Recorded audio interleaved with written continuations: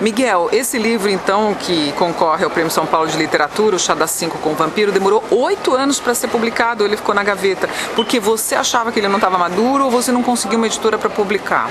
Não, esse livro tem uma história muito diferente, quer dizer, como ele era um livro polêmico e ele tratava ficcionalmente de um meio literário no qual eu convivia, eu acabei deixando esse livro, até a intenção inicial nem era publicá-lo, era deixá-lo inédito.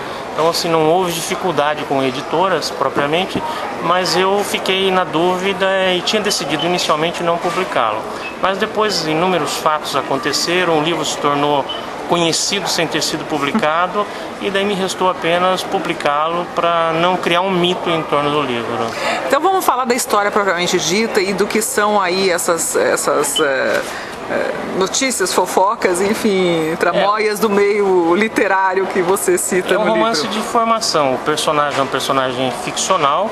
Claro que ele olha o mundo a partir do meu ponto de vista, mas é um personagem ficcional. Ele tem 10 anos menos do que eu. E ele sai de uma pequena cidade, que é a cidade onde eu me criei, Piabiru. O romance ele é dividido em 2 espaços e em 2 tempos, Piabiru e Curitiba. E nessa passagem dele da cidade pequena para a cidade grande, ele se faz crítico literário e escritor, esse personagem, e passa a conviver com o meio literário. O meio literário que todos nós conhecemos, com as suas misérias e com as suas grandezas. E esse personagem, como ele era um personagem jovem, extremamente idealista, ele tem um choque muito grande quando ele começa a conviver com essas pequenas misérias do meio literário. O romance é uma espécie de Ilusões Perdidas curitibanas. Exatamente, eu me lembrei muito do Ilusões Perdidas do Balzac, que é o romance sobre o mercado editorial francês.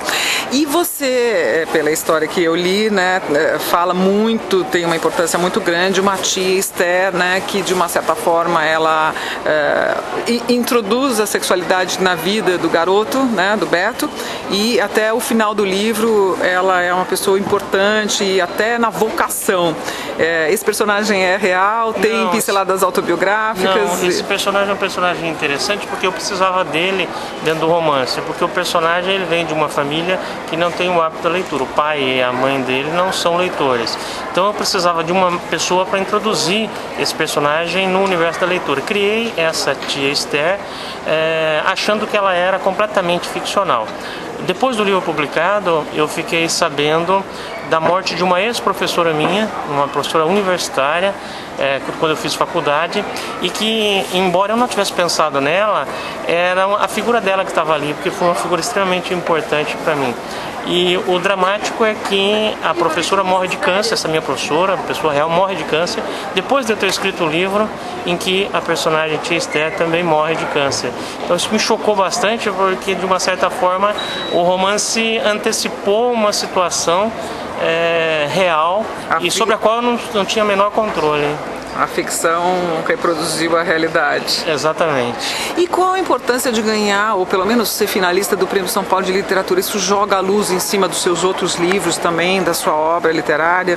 Sim, eu acho que todo escritor, na minha faixa de idade, eu estou na faixa dos 40 anos, tenho 46 anos, um prêmio da importância do Prêmio São Paulo de Literatura, ele consolida o nome. Eu acho que na minha faixa de idade ele consolida o nome, é de extrema importância. E são prêmios dessa natureza que criam realmente mercado para o leitor, para o escritor brasileiro.